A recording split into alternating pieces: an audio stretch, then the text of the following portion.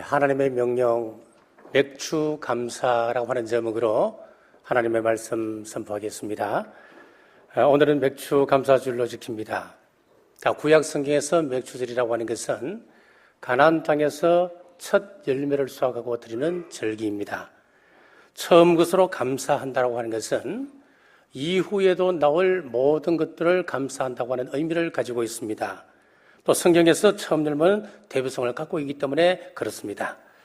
우리가 살아오면서 여러 가지 일을 겪습니다만은 지나고 나면 그때그때 하나님의 은혜임을 고백합니다. 하지만 하나님의 은혜로 살아왔음에도 우리는 수시로 감사를 잊어버립니다. 하여 하나님은 감사절기를 제정하셔서 그 백성들을 보호하시고 인도하시고 구원하신 은혜를 기념하고 감사하게 하셨습니다. 하나님의 명령 맥추감사 첫째, 지키라 명령하셨습니다.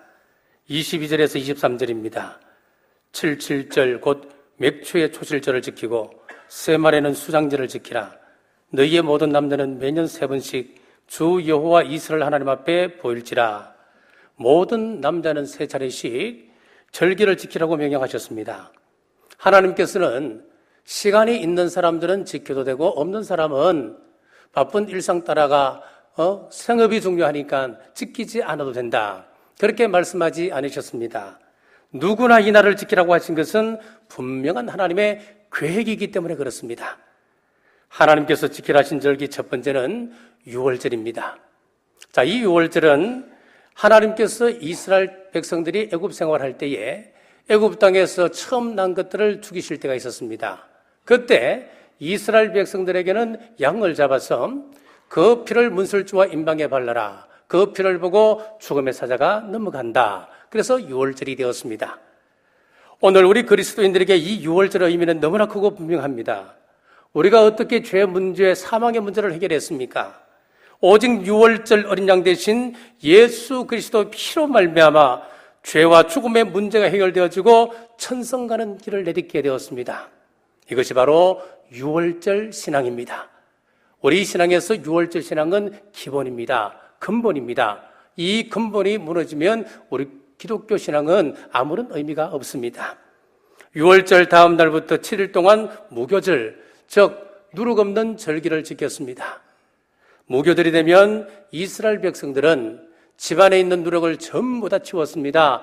땅에 묻기도 하고 장롱 깊숙한 곳에 감춰서 보이지 않도록 했습니다. 여기서 누룩은 죄악을 뜻하기 때문에 누룩을 감춘다라고 하는 그 뜻은 우리 죄악을 감추시고 덮으시는 예수 그리스도의 보혈을 예표합니다. 하나님은 우리에게 지능 같은 붉은 죄가 있다 할지라도 예수 그리스도의 보혈이 덮여진 곳에는 하나님께서 그 죄를 보지 않으시기로 작정하셨습니다. 하나님께서 지키라 하신 두 번째 절기는 맥추절입니다. 이 맥추절은 몇 개의 다른 이름이 있습니다. 초실절을 지키고 난 이후 7주 만에 지키는 절기이기 때문에 77절이라고 이야기합니다. 초실절을 지나고 난 다음에 50째 되는 날이기 때문에 오순절 그렇게 부르기도 합니다. 민수기 28장 26절에서는 처음 익은 열매를 드리는 날이라 했습니다. 이스라엘 백성들이 가나안 땅에 들어가서 처음 씨를 뿌리고 추수하고 그 첫 열매를 하나님께 드리는 절기입니다. 구약의 맥추절은 신약에 와서 오순절에 성령님께서 강림하심으로 이 땅에 교회라고 하는 열매를 탄생시키셨습니다. 셋째 절기는 수장절, 즉 초막절입니다. 1년 동안 수확한 곡식을 창고에 저장합니다. 이 수장절은 예수님 재림 시 믿는 자를 거두어 천국 곳간으로, 그리고 죽정이는 태우는 심판의 날을 예표하고 있습니다. 그러므로 주님의 영광스러운 재림을 사모하고 그날의 영광을 오래 누리며 살아가는 기쁨을 표현한 절기가 초막절입니다. 자, 3대 절기의 결론은 하나입니다. 감사입니다. 오늘 우리 시온 찬양대가 감사의 찬성을 올렸습니다. 감사합니다. 이 감사예요. 감사라고 하는 말은 히브리 원어로 보면 토다라고 하는 단어를 쓰는데 온전히 내어받기다라고 하는 뜻을 가지고 있습니다. 나의 모든 것, 나의 전 존재를, 나의 삶 전체를 하나님 앞에 맡기는 것이 바로 토다, 감사의 의미입니다. 최초로 나야가라 폭포 위에서 외주를 걸쳐놓고 건넜던 사람이 있습니다. 브랜든이라고 하는 사람이었습니다. 그가 성공을 하고 난 이후에 이렇게 장담을 했습니다. 앞으로 저는 이렇게 도전합니다. 바퀴가 하나 달린 수레에 사람을 태우고 그 수레를 밀면서 이 나야가라 폭포 위를 건너겠습니다. 그랬더니 많은 사람들이 회의적인 시각을 보입니다. 자, 바퀴가 달린 수레를 밀게 되면은 높은 곳에서 균형을 잡기 위해서 긴 장대를 들어야 되는데 장대를 들지 못하고 어떻게 균형을 잡고 그 위험한 나야가라 폭포 위를 건너는 겁니까? 다들 회의적이었습니다. 자, 더 큰 문제는 그 수레에 타려고 하는 사람이 없었다는 겁니다. 얼마의 시간이 지난 후 한 여인이 찾아왔습니다. 그리고 하는 이야기가, 선생님, 다른 사람들은 안 된다고 불가능하다고 이야기하지만 나는 선생님을 믿습니다. 내가 그 수레에 타겠습니다. 감사, 토다, 내어 맡기다라고 하는 것은 바로 이런 것입니다. 그 사람 앞에서는 당신이 최고라고 이야기할 수 있습니다. 그 사람을 믿고 손수에 타는 것은 또 별개의 문제다라고 하는 겁니다. 그렇습니다. 자기 목숨을 거는 일이기 때문에 그렇습니다. 마찬가지로 우리가 입으로는 주여 주여라고 말하지만은 하나님께 나의 모든 것을 내어 맡기는 사람은 참 드뭅니다. 사랑하는 여러분, 감사가 사라지는 때는 종말의 때입니다. 디모데후서 3장 12절에 보시면은 너는 네 것을 알라 말세에 고통하는 때가 이르러 사람들이 자기를 사랑하며 돈을 사랑하며 자랑하며 교만하며 비방하며 부모를 거역하며 감사하지 아니하며 감사가 없는 것은 종말의 징조라고 이야기하고 있습니다. 그러므로 종말을 살아가는 바른 자세는 감사하며 사는 것입니다.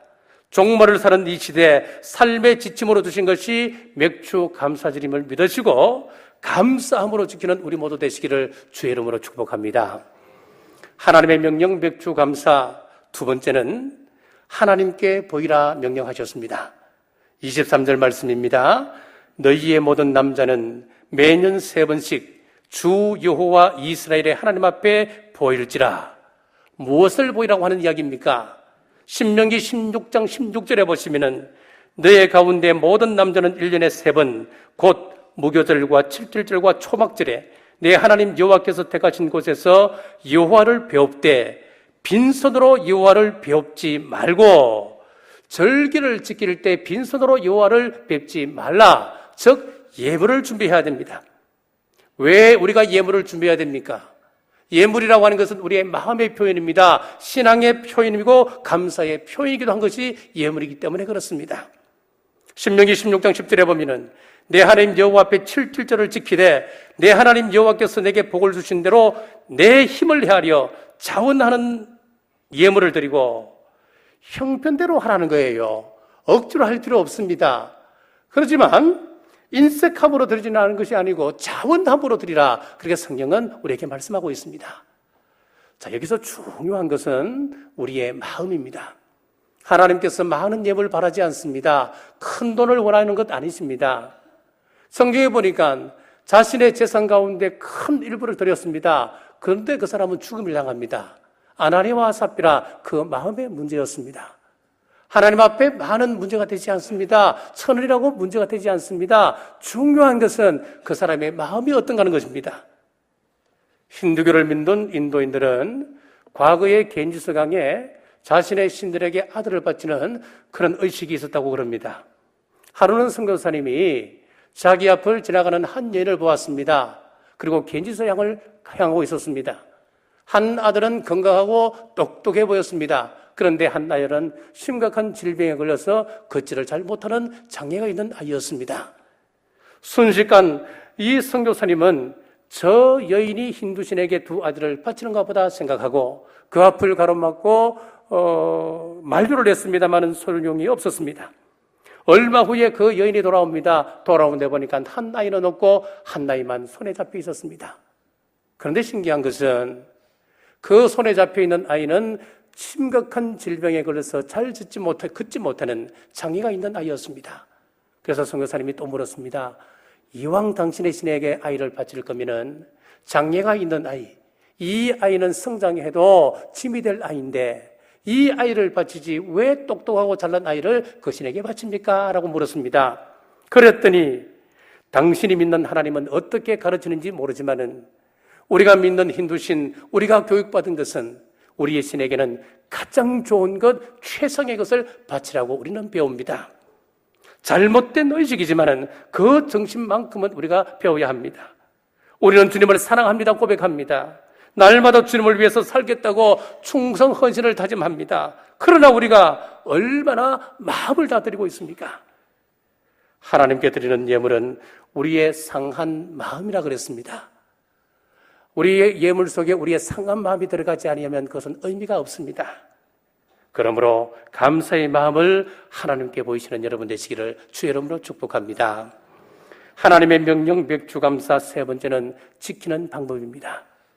레위기 23장 10절에 보시면은 너희는 내가 너희에게 주는 땅에 들어갔어 라고 했습니다. 맥주절은 애굽 땅에서 지키는 절기가 아닙니다. 광야를 행진하면서 지켰던 절기도 아니었습니다.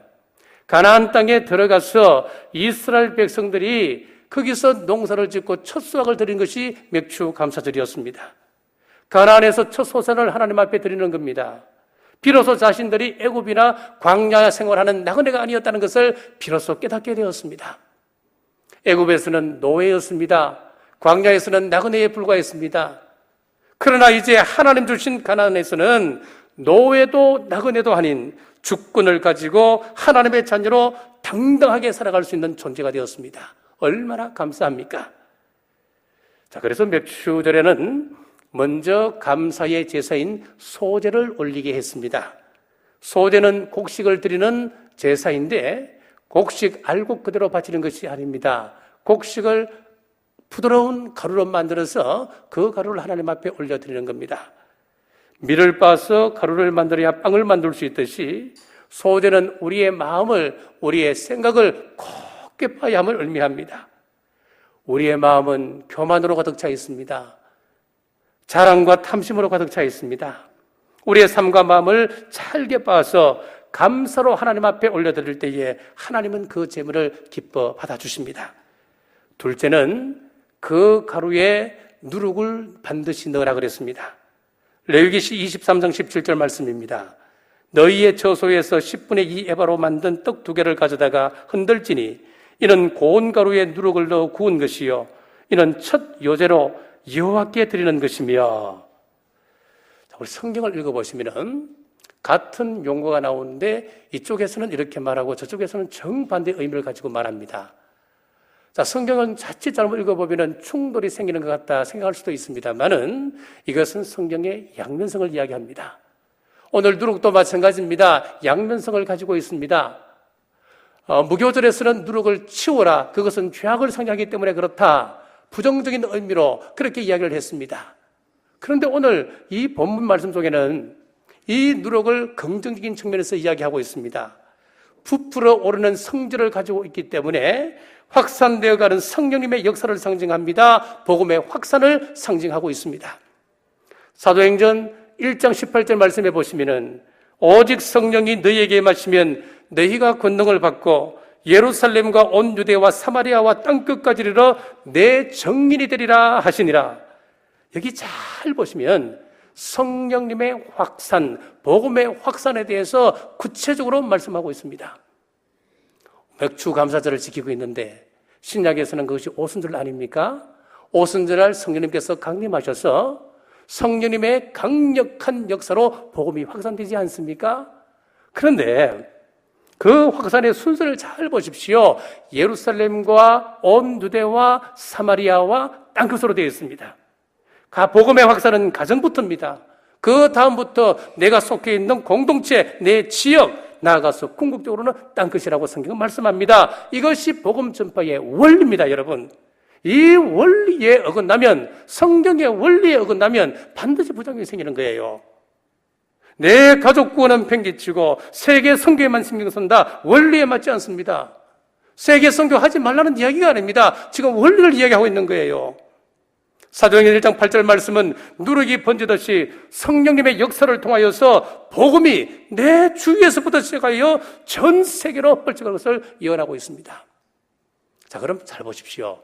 내 가족을 구원하고 내 주위에 있는 사람들에게 복음을 전가한다 했을 때에 여러분들의 삶은 어떠해야 되겠습니까? 대충대충 살 수 없습니다. 정말 힘듭니다. 정말 잘 사셔야 됩니다. 손가락질 받고 살면은 복음은 닫혀버리는 겁니다. 이런 의미에서 보면은 내 가족 구원, 내 주위에 있는 이 전도가 훨씬 더 힘들고 어렵습니다. 지난주에 219명의 태신자들을 초청했습니다. 이 가운데 이름을 올리지 않는 분이 또 여러 계십니다. 220명이 훨씬 넘습니다. 기적 같은 일이 벌어졌습니다. 모교 전도대에서 얼마나 열심히 하셨는지 약 절반을 초청하셨습니다. 여러분 아시다시피 요즘 교회에서 좋은 선물 준다고 그 사람들이 옵니까? 천만의 말씀입니다. 교회 아니라 다른 데 가서 더 좋은 것 줍니다. 한 영혼을 품고 온 성도들이 한 주 전부터 릴레이 기도를 했습니다. 시간을 쪼개어서 하나님 앞에 기도에 헌신했습니다. 구체적으로 접촉 선물을 받아서 그 사람들에게 전달하고 내 시간을 쪼개어서 그 사람들 초청하여서 식사 대접 미리 하고, 여러분 이것이 가루에 누룩을 넣는 것이에요. 누룩처럼 복음이 확산을 시키는 겁니다. 자, 세 번째, 누룩을 넣어 만든 빵을 하나님 앞에 요제로 드리라 그랬습니다. 요제라고 하는 것은 제사를 드리는 한 방식인데 크게 네 가지가 있습니다. 그 가운데 이 요제라고 하는 것은 무엇이냐 하면은 그 빵을 손에 들고 하나님을 향하여 높이 쳐들고 흔들어 드리는 그런 제사 방식이 있습니다. 자, 이 요제는 우리 예수님의 부활을 예표하고 있습니다. 사망 권세를 이기신 우리 예수님을 상징하고 있습니다. 동물이나 사람을 깨울 때 어떻게 합니까? 흔들어 깨우잖아요. 마찬가지로 요제물 대신 우리 예수님을 깨우는 그런 예표를 하고 있습니다. 자, 사랑하는 교우 여러분, 곡식을 빻아서 고운 가루로 만들어 드렸듯이 우리의 교만, 우리의 자랑, 우리의 욕심을 그리고 겸손한 마음 되시기를 주의 이름으로 축복합니다. 그리고 두 번째는 빵을 들고 흔들어 요제로 드렸듯이 예수님의 부활신앙으로 철저히 무장하시고 가루에 누룩을 넣듯이 성령에 의지하고 복음 전파에 힘쓰시는 우리 남북의 온 성도님 되시기를 주님의 이름으로 축복합니다. 자, 그런데 감사하는 성격은 하루아침에 만들어지는 것이 아닙니다. 오늘부터 감사해야지 그런다고 감사가 됩니까? 안 되는 거예요. 감사는 훈련으로 되어집니다. 군인들이 훈련하는 목적이 하나 있습니다. 위급한 일을 당했을 때에 훈련이 철저하게 잘 되어 있으면은 그 사람은 무의식적으로 바른 자세가 딱 나오는 거예요. 우리에게는 조건적으로 이 조건이 익숙해져 있습니다. 조건에 익숙해져 있습니다. 사업을 하는 사람은 이익이 많아서야 감사할 수 있다고 생각합니다. 조건이 충분해야 된다는 거예요. 죽을 고비를 넘기고 좀 신비한 그런 간정이 있는 사람이 감사할 수 있다고 생각합니다. 합격하고 승진해야 감사한다고 생각합니다. 그러나 성경에서 말씀하고 있는 이 감사는 어떤 감사입니까? 무조건입니다. 모든 일이 감사합니다. 그러므로 우리는 감사를 훈련해야 됩니다. 작은 일에서부터 불평, 원망하지 말고 감사를 시작해 보십시오. 그러면 그 감사가 습관이 됩니다. 습관이 쌓이면 그 사람의 인격이 됩니다. 감사의 인격으로 만들어지면 그 사람은 그 영혼이 복됩니다. 운명이 바뀌는 겁니다. 자, 의학에서 지금까지 우리의 마음이 무엇일까? 그래서 과거부터 우리의 마음은 우리 뇌다라고 그렇게 이야기를 했었어요. 왜? 우리 뇌를 가지고 모든 것을 생각하기 때문에 그렇습니다. 그런데 요즘 과학적으로 유전자가 굉장히 연구가 많이 되었습니다. 유전자를 연구해 보니까 유전자가 마음이다 정의를 내리게 되었습니다. 그런데 이것은 성경이 일찍부터 우리에게 말씀하고 있는 부분이었습니다. 잠언 3장 3절 말씀해 보십시오. 인자와 진리가 내게서 떠나지 말게 하고 그것을 내 목에 매며 내 마음판에 새기라 그랬습니다. 여기서 마음판이라고 하는 것은 유전자를 얘기하는 것이 밝혀졌습니다. 우리가 말하고 생각하고 행동하는 것들이 어디에 다 새겨지느냐? 우리 유전자에 새겨진다고 공식적으로 발표가 났습니다. 우리의 과거 모든 행적까지도 우리 유전자는 다 기억하고 있다고 그럽니다. 시편 37편 31절 그의 마음에는 하나님의 법이 있으니 그의 걸음은 실족함이 없으리로다. 우리 마음판, 우리 유전자에 하나님의 법을 새기고 그것을 지켜나가면은 우리가 망할 짓 하지 않는다, 그런 의미를 갖고 있는 거예요. 잠언 4장 4절에 아버지가 내게 가르쳐 이르기를 내 말을 내 마음에 두라, 내 명령을 지키라, 그리하면 살리라. 우리가 살아나는 방법, 영원한 생명을 얻는 방법이 어디 있습니까? 하나님의 진리의 법을 내 가슴 속에 새기고 그것을 지켜나가면 영원한 삶을 얻는다, 그렇게 말씀하는 겁니다. 마태복음 12장 34절 36절에 독사의 자식들아, 너희는 악하니 어떻게 선한 말을 할 수 있느냐? 이는 마음에 가득한 것을 입으로 말함이라. 선한 사람은 그 선에서 선한 것을 내고 악한 사람은 그 악에서 악한 것을 내느니라. 내가 너희에게 이르노니 사람이 무슨 무익한 말을 하든지 심판날에 이에 대하여 신문을 받으리라 그랬습니다. 사람들이 자신의 유전자 속에 입력되어 있는 대로 생각하고 말을 한다는 겁니다. 자, 불평, 원망이 많습니까? 그러면은 유전자 속에 뭐가 있다는 거예요? 원망, 불평이 거기에 새겨져 있다는 거예요.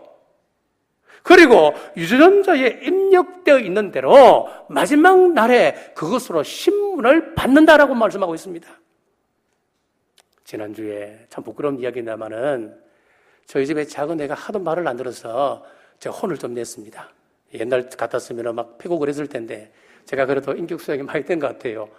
그런데 이 막 독설이 나오는 거예요. 왜? 다른 이유는 없었습니다. 정말 이 아이를 생각하고 사랑하는 마음이지만 그래도 이 아이 가슴 속에 큰 상처를 당했지요. 그래서 제가 그 다음날 사과했습니다. 미안하다고, 정말 미안하다고. 왜요? 제가 이것 생각하니까요, 끔찍한 거예요. 저의 독설이 아이의 유전자에 기록되어져 버린다. 끔찍하잖아요. 더 심각한 것은, 무서운 것은 내 말이 사라지는 것이 아니고 어딘가에 그것이 기록되어져서 마지막 심판날에 그것으로 신문을 당한다. 참 무슨 말씀이었습니다. 요한계시록 20장 12절에 보니까 또 내가 보니 죽은 자들이 큰 자나 죽은 자나 그 보좌 앞에 서 있는데 책들이 펴있고 또 다른 책이 펴졌으니 곧 생명책이라. 죽은 자들이 자기 행위를 따라 책들에 기록된 대로 심판을 받으리니 심판의 기준이 분명히 나와 있습니다. 무엇입니까? 생명책이었습니다. 모든 것이 유전자에 기록되듯이 또 다른 곳에 기록되어진다는 겁니다. 거기에 모든 것이 기록되어진 대로 마지막에 심판을 받는다. 그러므로 우리 그리스도인들은 말하는 것, 행동하는 것 하나하나 조심하셔야 됩니다. 상대방에게 상처 주지 마십시오. 상대방에게 너무 억울한 일 하지 마십시오. 그것은 다 기록되어집니다. 마지막 심판날에 이것으로 심판을 받는다. 성경은 우리에게 분명히 말씀합니다. 그래서 예수님께서 뭐라고 말씀합니까? 계명을 지키는 자라야 구원받는다 그랬습니다. 구체적으로 이야기하면 작게는 크게는 10계명을 이야기하는 겁니다. 우리가 사랑하고 살아야지요. 우리가 나누면서 살아야지요. 우리가 효도하며 살아야지요. 자, 그런데 사람들은 이야기합니다. 회개하면 되지 그럽니다. 물론 회개하면 다 깨끗이 해결됩니다. 그런데 성경에서 말씀하고 있는 회개의 바른 의미가 무엇입니까? 완전히 뒤바뀐 삶, 완전히 삶을 돌이키는 것을 회개라고 이야기하지 않습니까? 그런데 우리는 반복적으로 똑같은 죄를 범합니다. 이것은 회개가 아닙니다. 회개 없이 어떻게 천국 가겠습니까? 요즘 과학이 얼마나 발전했냐면요, 이 세상 모든 지식 정보가 1kg DNA에 저장이 가능합니다. 이 말은 다른 말로 무슨 이야기냐면은 우리가 신적인 존재가 될 날이 임박했다 그 말이에요. 한 4년 전쯤으로 제가 기억해요. 유발 하랄이라고 하는 사람이 호모 데우스라고 하는 책을 썼습니다. 그 세계에서 그 사람이 그 당시에 20대 후반인지 30대 초반인지 잘 모르겠어요. 아주 젊은 각광받는 학자인데 유대인이에요. 그리스도인은 아닙니다. 근데 이 사람이 호모 데우스, 신적인 존재라고 하는 책을 썼는데 지금 세계에서 가장 각광받고 떠오르는 사람이 바로 이 사람입니다. 그때는 제가 이제 비행기에서 옆 사람의 그 책을 빌려서 한 3분의 1을 쭉 읽었는데 너무 허황하더라고요. 이게 무슨 사람, 뭐 이런 책을 썼냐고 그런 생각을 들었었는데 지금 가만히 보니까 그 책이 떠오르는 거예요. 신적인 존재. 우리의 모든 세상 모든 정보를 1kg DNA에 저장이 가능한 시대가 되어버렸다. 그럼 우리는 신적인 존재가 되는 거예요. 그래서 마지막 때 적그리스도가 뭘 한다 그랬습니까? 내가 하나님이다. 내가 전지한 하나님이다. 그렇게 이야기한다 그러잖아요. 데살로니가 후서 2장 4절에 보니까 그는 대적하는 자라 신이라고 불리는 모든 것과 숭배함을 받는 것에 대항하여 그 위에 자기를 높이고 하나님의 성전에 앉아 자기를 하나님이라고 내세우느니라 그랬습니다. 이 시대를 사는 여러분, 우리 마음에 불평과 원망을 심는 것이 아니라 감사를 심어서 무한한 하나님의 은혜에서 떠나지 말기를 주의 이름으로 축복합니다. 이렇게 우리가 감사절기를 지키면 하나님께서 우리에게 주시는 복, 약속의 복이 있습니다. 24절 말씀입니다. 내가 이방 나라들을 내 앞에서 쫓아내고 내 지경을 넓히리니 내가 매년 세 번씩 여호와 내 하나님을 벼르고 올 때에 아무도 내 땅을 탐내지 못하리라. 자, 첫째, 지경을 넓혀주시겠다라고 말씀합니다. 이스라엘 백성들이 정착하게 될 가나안 땅은 비워있는 땅이 아니었습니다. 이스라엘 백성들이 들어갈 때 상수를 들고 웰컴 이렇게 영어로 환영하는 그런 땅이 아니었단 말이에요. 거기에는 누가 있었느냐? 강력한 족속들이 이미 진치고 있었습니다. 어떤 족속은 철기 문명으로 이미 준비되어 있는 족속도 있었습니다. 그 가운데 아모리라고 하는 한 족속은 매우 강력했습니다. 아모스 2장 9절에 보면은 내가 아모리 사람을 그들 앞에서 멸하였나니 그 키는 백향목 높이와 같고 강하기는 상수리 나무 같으나 라고 했습니다. 골리앗처럼 키가 크고 강력한 족속들, 그 강력한 족속을 물리쳐 주겠다. 승리의 복을 허락하겠다라고 하는 약속의 말씀입니다. 자, 여러분의 앞에 큰 장애물이 있습니까? 태산 같습니까? 오늘 말씀을 꼭 기억하십시오. 우리가 감사의 삶을 살면은 우리의 지경을 넓혀주십니다. 승리의 복을 약속해주고 있습니다. 이스라엘 백성들은 무기도 없습니다. 군사훈련을 받은 적도 없습니다. 하지만 레위기 26장 8절에 보면 또 너희 다섯이 백을 쫓고 너희 백이 만을 쫓으리니 너희 대적들이 너희 앞에서 칼에 엎드려질 것이며 라고 했습니다. 승리의 성패는 군사의 수에 있지 않다는 겁니다. 하나님께서 어느 편에 계시느냐가 중요하고 그것이 결정적인 영향을 미친다고 하는 겁니다. 그래서 5명과 하나님께서 함께 하신다면 100명을 능히 물리칠 수가 있고 100명과 함께 한다면 능히 10,000명을 쫓아낼 것이라 성경은 약속합니다. 사사기에 보면은 기도원의 상병용사가 있습니다. 오합지졸들입니다. 이 사람들에게 무기가 제대로 있습니까? 없었습니다. 그냥 항아리 하나 들고 횃불 들고 가는 겁니다. 자, 그런데 성령님께서 함께 하시니까 여호와의 신이 그들에게 임하니까 300명의 그 용사로 10만 명이 넘는 대군을 물리치지 않습니까? 히스기야가 쳐들어온 18만 5천 명의 그 아수르 군대, 하나님께서 함께 하시니까 칼에 피 한 방울 묻히지 않고 그들을 물리치지 않습니까? 요한일서 5장 4절에도 대저 하나님께로서 난 자마다 세상을 이기느니라. 세상을 이기면 이것이니 우리의 믿음이니라 라고 했습니다. 오늘 또 하나님께서 함께 하시면 어떤 문제 앞에서도 이김을 믿으시고 감사의 믿음 지킴으로 지경이 넓어지는 이 복을 누리시기를 주님의 이름으로 축복합니다. 두 번째는 보호하시겠다고 하는 약속을 주셨습니다. 24절 하반절입니다. 아무 사람도 내 땅을 탐내지 못하리라. 이스라엘 남자들은 3대 절기가 되면 모두 다 예루살렘으로 올라갔습니다. 남자들이 올라가 버리면 그 동네는 누가 지킵니까? 그 가정은 누가 지킵니까? 그런데 하나님께서 어떻게 말씀하시냐니까 내가 지킨다, 내가 보호하시겠다 약속하셨습니다. 여러분, 11조를 하나님 앞에 드린다고 수입이 줄어듭니까? 감사 예물을 하나님 앞에 올려드린다고 여러분의 삶이 쪼들립니까? 많은 시간을 하나님 앞에 드려서 봉사생활을 한다고 나에게 주어진 많은 일들 하지 못합니까? 그렇지 않지 않습니까? 오히려 물질로 채워주시고 짧은 시간 동안 일을 처리할 수 있도록 하나님께서 지혜를 주시고 성실 근면한 마음을 허락해 주시는 거예요. 자, 2주 전에 우리 윤도근 집사님이라고 한 분이 계셔요. 90세 된 그런 어르신인데, 만나자 하길래 제가 대구로 갔습니다. 대구 가서 이분의 말씀을 쭉 들었습니다. 듣고 보니까 이분은 굉장한 분이십니다. 철도 공무원을 하신 분인데 월급을 받아서 그것을 모아서 개인적으로 개척교회를 2개를 세우신 분이에요.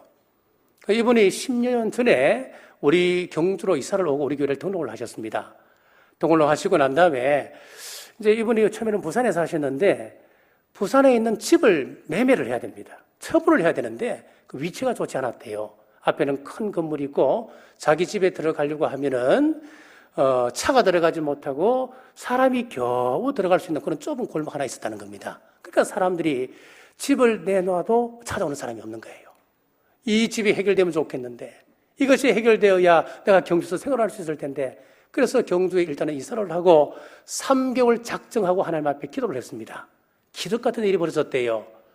그때 그 당시에 땅값이 자꾸 떨어져서 부동산에서 8천에서 9천을 채받기 힘든다고 그랬는데 3억이 넘는 그런 돈으로 계약을 했답니다. 그래서 그 돈을 받고 하나님 앞에 너무너무 감사해서 하나님 이 돈에서 11조를 하나님께 반드시 드리겠습니다.